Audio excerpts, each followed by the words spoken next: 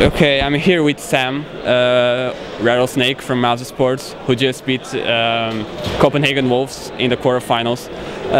It was a very good performance from your team, especially in the second map. Did you expect this kind of game? Yeah, I mean, we played those guys quite often in CSS, so we knew everything they're about and their kind of style of play.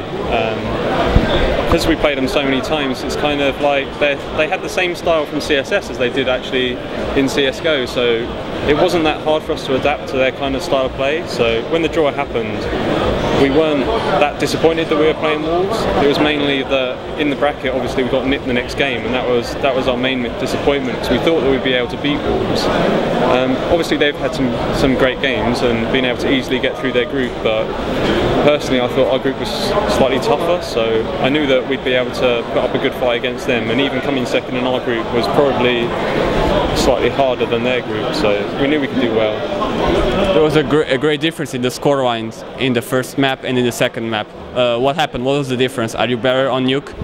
I don't think it's that we're better on Nuke. Like, traditionally my teams aren't very good on it, but we decided before this tournament that we can't keep avoiding it, so we started going over strategies and stuff on that map, probably more than any of the others, because we knew that if we got good on that map, other teams would decide like maybe we won't keep playing this map, and like we used to veto it every single time basically. So we go to Copenhagen games and it was veto Nuke, veto Nuke, veto Nuke. So when we got to this LAN, it was kind of, I didn't want teams to be able to just get rid of that, or sort of decide that we're going to play that map against mousesports and be able to win. You are now going to play against NIP in the semi-finals. You faced the Swedish team in the group stage. You had a very close game against them. How do you think that this match will turn out?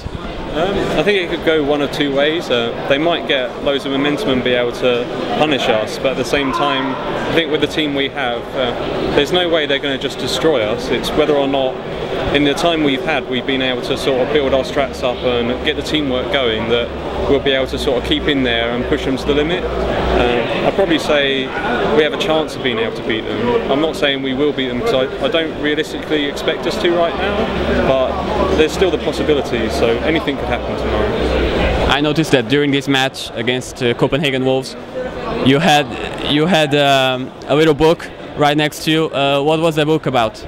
It just basically contains most of our strats and things like that, so if someone nicked it we might be a bit screwed, but it's just generally to allow me to sort of know all of our strats if I ever forget them when I'm under pressure and things like that. So I can focus more on my game if I don't have to think about all the strats we're doing all the time. But we don't do like set strategies or anything. It's more loads of ideas of what we can do, and then towards other teams and things like that, I might put a tick next to a certain strat that's going to work really well against, say, NIP, or I might put a cross against a certain one, because I know their sort of style of play and how they're going to set themselves up. So depending on each team, I might pick certain strategies out of like our collection of what we have for a particular map, and sort of just decide, right, that one's going to work against this team, that one won't work against that team, and things like that. So it's just sort of an aid for me to sort of be able to cool better, basically. Prior to this tournament, you changed it 2 players. What made you undergo these changes, and what made you add 2 Norwegian players instead of like 2 British players? Within the UK scene, there isn't too many players that are like to a high standard and have played an experienced top level event. So basically getting Craven and Lassie was mainly due to their like experience, and as players, as we've seen through this tournament, they don't really crumble under pressure. With a lot of other UK players that were available at the time, they simply haven't had any of that experience, and maybe if we'd have picked them up under like sort of my leadership and stuff, we could have done well. But I think we went with the safe option of picking up Craven and Lassie, just because I knew that when we got here they wouldn't underperform for us.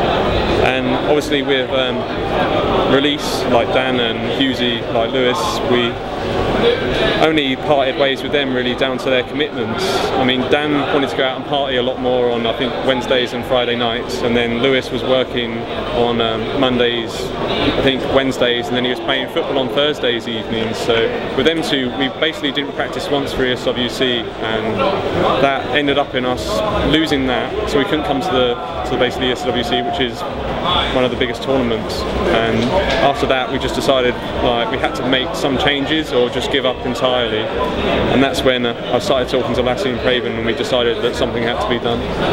It was announced just 2 hours ago that Aces, the Spanish team, they have been invited to participate in the ESEA League. Are you disappointed that you weren't picked?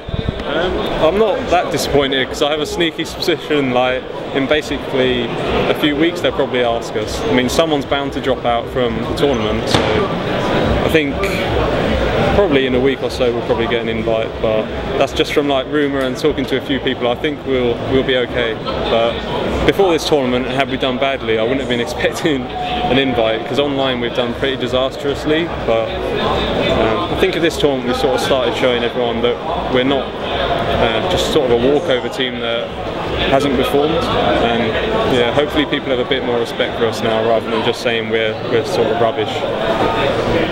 Okay, that's it. Thank you very much. Good luck tomorrow.